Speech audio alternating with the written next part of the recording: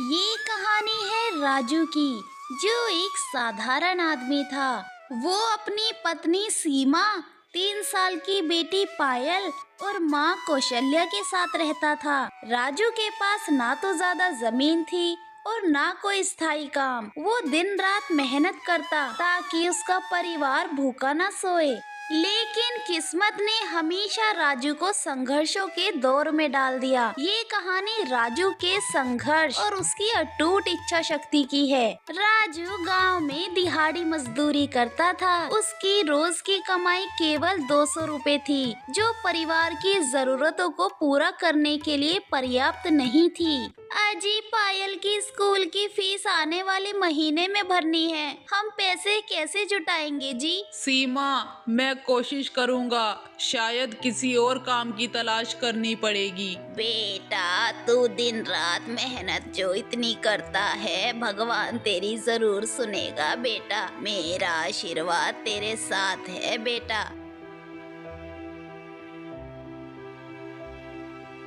अगली सुबह राजू ने पूरे गांव में काम ढूंढा, लेकिन उसे कोई भी काम नहीं मिला। वो बहुत दुखी और निराश हो जाता है। राजू ने अपनी बेटी की स्कूल की फीस और घर के राशन के लिए गांव के साहूकार जगदीश से कर्ज लिया। राजू, याद रखना, महीने भर में पैसे लौटाने होंगे। अगर नहीं लौट आए तो तुम्हारा घर गिरवी रखना पड़ेगा। राजू को उम्मीद थी कि वो मेहनत से पैसे जुटा लेगा, लेकिन किस्मत ने उसका और भी कड़ा इम्तिहान लेना शुरू कर दिया। एक दिन राजू बहुत बीमार पड़ गया। तेज बुखार और कमजोरी के कारण वो मजदूरी नहीं कर सका। घर में आमदनी बंद हो गई और साहूकार का कर्ज बढ़ने लगा। अजी, तुम्हें डॉक्टर के पास जाना चाहिए जी। सीमा, हमारे पास डॉक्टर के पैसे नहीं हैं। मैं ठीक हो जाऊंगा, बस कुछ दिन आराम करने दो। राजू अपना दुख सीमा को बता ही रहा था कि अचानक साहूकार घर पर आकर धमकी देनी शुरू कर देता है। राजू, अगर 1 हफ्ते में पैसे नहीं लौटाए तो तुम्हारा घर जब्त कर लूंगा। सेठ जी, मुझे कुछ और समय दीजिए। मैं जल्द ही आपके पैसे चुका दूंगा। समय खत्म हो चुका है। अब तुझे अपनी जमीन और घर बचाने के लिए कुछ बड़ा करना होगा।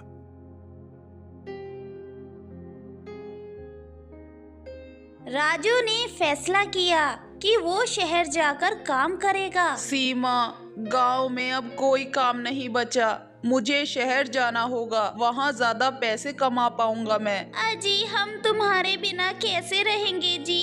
पायल अभी बहुत छोटी है। मुझे तुम्हारी चिंता है सीमा, लेकिन अगर मैं नहीं गया तो हमारा घर भी नहीं रहेगा। सीमा की आंखों में आंसू थे, लेकिन उसने राजू का समर्थन किया।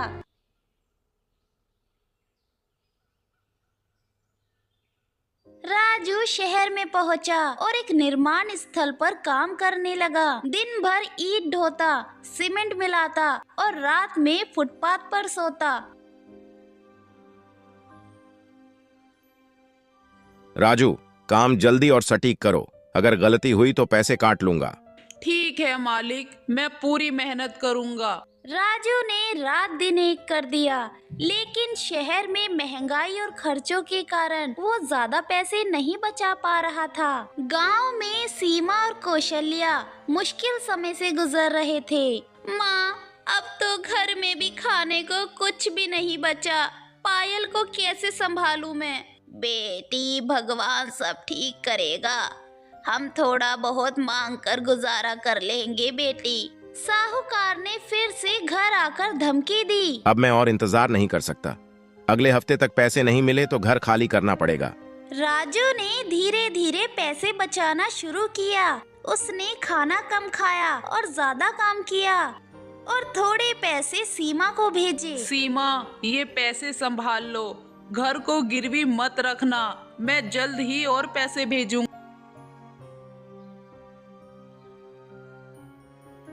एक दिन निर्माण स्थल पर एक बड़ी दुर्घटना हुई। एक दीवार गिरने से कई मजदूर घायल हो गए और राजू भी जख्मी हो गया। अब तुझे काम से निकालना पड़ेगा। हमारे पास इलाज कराने के पैसे नहीं हैं। मालिक, मुझे काम से मत निकालो। मैं ठीक होकर फिर से काम करूंगा। राजू ने खुद को किसी तरह संभाला और दर्द के बावजूद काम करता रहा। 6 महीने की मेहनत के बाद राजू ने इतना पैसा बचा लिया कि वो अपना कर्ज चुका सके। वो गांव लौटा और सीधा साहूकार के पास गया। सेठ जी, ये आपके पैसे।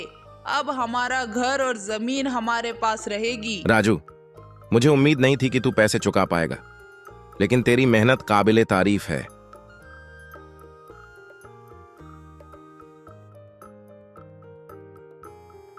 राजू ने अपने परिवार को संभाला और नए सिरे से खेती शुरू की। राजू की मेहनत और लगन से उसका परिवार फिर से एक साथ हो गया। अजी, तुम्हारा संघर्ष हमारे लिए एक मिसाल है। सीमा, परिवार के लिए कुछ भी किया जा सकता है, बस हमें हिम्मत नहीं हारनी चाहिए। ये कहानी हमें सिखाती है कि संघर्ष और मेहनत से कोई भी मुश्किल पार की जा सकती है। परिवार के प्रति प्यार और जिम्मेदारी इंसान को अजेय बना देती है।